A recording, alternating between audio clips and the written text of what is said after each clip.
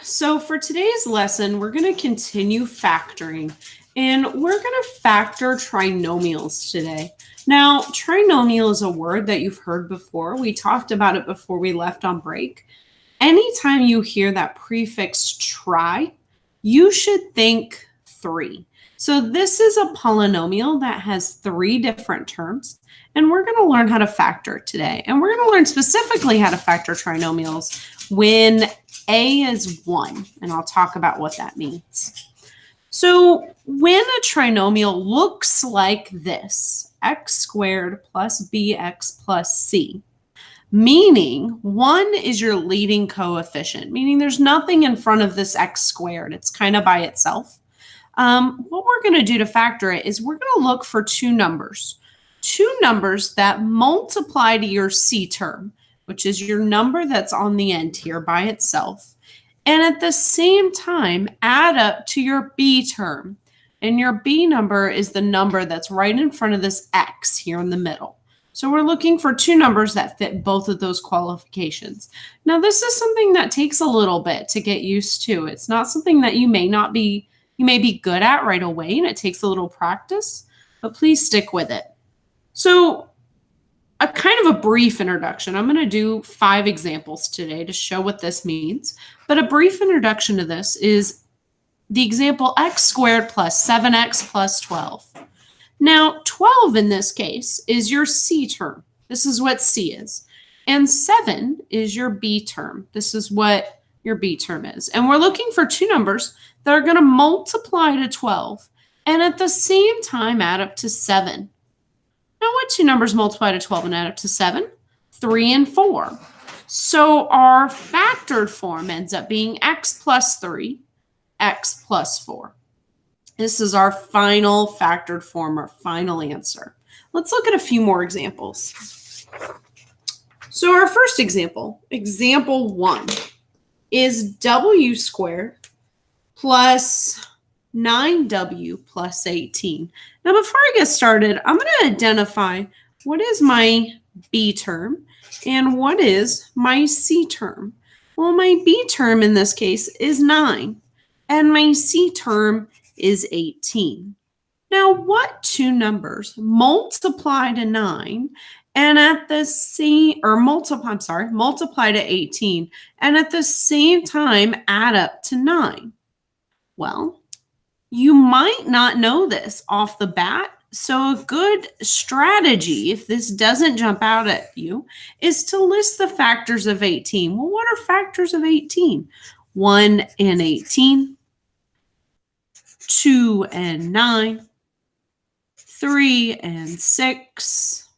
I think that's it. Now, does any combination of these two numbers also add up to 9? Well, yes, 3 and 6.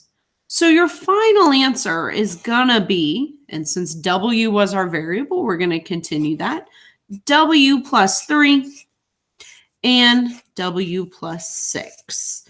This is our final factored form. Let's look at another example. Example 2, g squared plus g minus 6. Now, this one's a bit different because instead of having both positives, one of these numbers is a negative. So we have to be very conscious of that negative and how we deal with it. So again, just like we did before, let's identify our b term and let's identify our c term. My b term, you can see there's nothing in front of it, but there is a coefficient there, is 1. And my c term is negative 6 because that negative's there. Now I'm looking, what two numbers multiply to negative 6 and add up to 1? Well, maybe this doesn't jump out at me right away again. So I'm going to list out factors of negative 6. Well, negative 6 and 1, negative 3 and 2. Now, do any combination of these numbers also add up to 1? Well, negative 3 and 2 do, but we have to switch this negative. So instead of it being negative 3 and positive 2, let's make this positive 3 and negative 2. those will still both multiply to 6 and add up to 1. So our final form is going to be g, because g was our variable, plus 3, and g minus 2. This is our final factored form. And of course, you could always FOIL this answer to check it. This is a great test-taking strategy on a test or a quiz. FOIL your answer back out. Does it end up being this quadratic that you had? Let's look at another example. Our third example, x squared minus 7x minus 30. Now here we have two negatives. So this is something we also need to be aware of. So again, let's look at what our b term and our c term is. So b in this case is negative 7. C is negative 30. So now what two numbers multiply to negative 7, or multiply negative 30, I'm sorry, and add up to negative 7? Well, again, let's list our factors. Maybe this isn't jumping out at you right away. And let's refrain from putting our negatives on our factors until the very end. You'll see why here in a second. So what are factors of 30? Well, 30 and 1, of course. 15 and 2. 10 and 3. Let's pause here for a second. There's a few more. Do any of these add up to negative 7 yet?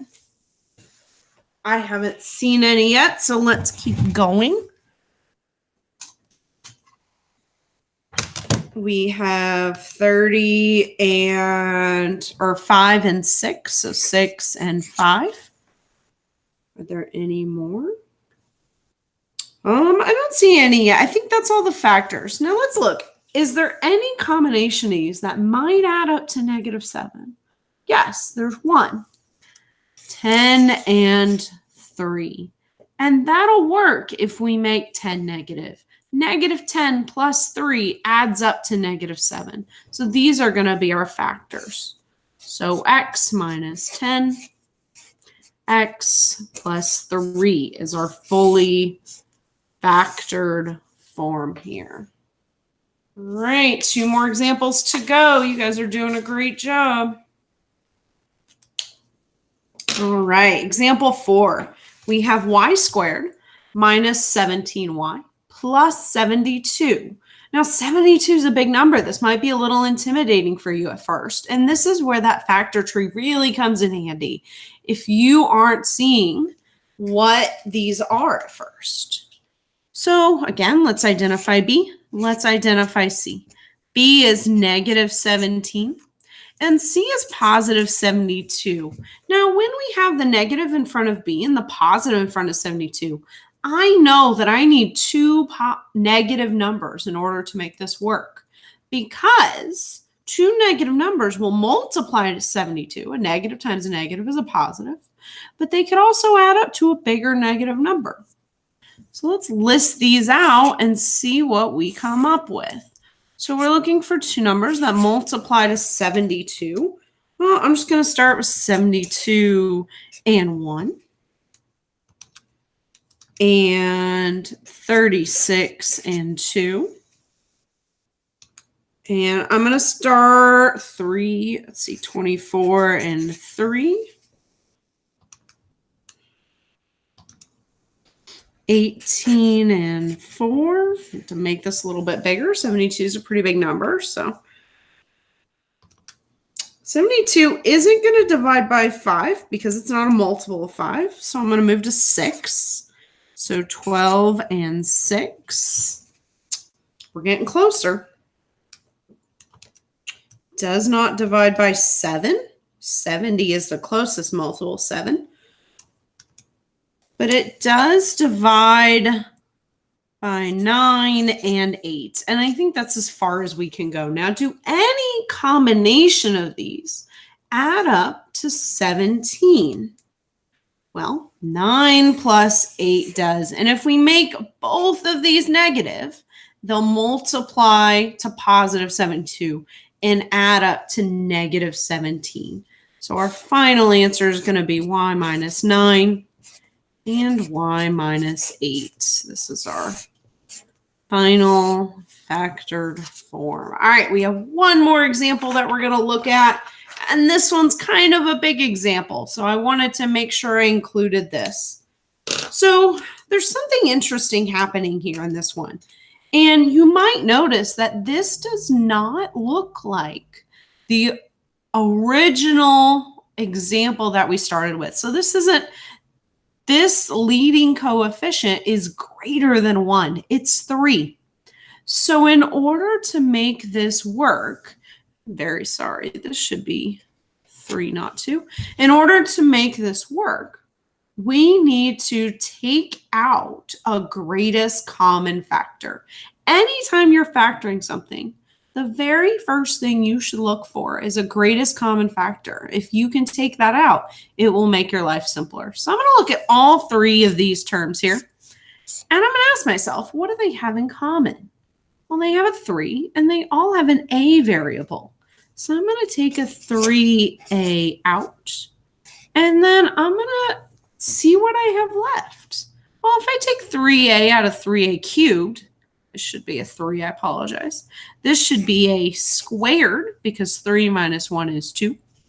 And then if I take 30 and divide that by 3, I get plus 10a because 2 minus 1 is 1. And if I take 63 and I divide that by 3, I get 21. So plus 21 here. All right. Now, we've made this much simpler by taking out that greatest common factor. So take out greatest common factor. All right, we've made this much, much simpler. So now we're just factoring this remainder here. So what 2 numbers add up to 10 and multiply to 21? Well, let's list out our factors of 21. What are factors of 21? 21 and 1. Well, 21 is not a number, so it's not divisible by 2. But it is divisible by 3. 7 and 3. And we divide 21 by anything else? I don't think so. Now, do any of these combination of numbers add up to 10? Well, yeah. 7 and 3 do. So we're going to take this remainder and we're going to factor it as a plus 7, a plus 3. Now, this looks like it's probably your final answer, but there's one more thing you have to do. And my students always forget to do this. Please don't be that. Take this original greatest common factor and drop it down. So your final answer, the final completely correct answer here is 3a times a plus 7 times a plus 3. This is fully correct. This is this original trinomial fully factored out. This is it. This is factoring trinomials when a is 1. Please contact me if you have any questions, and great job. Have a good day.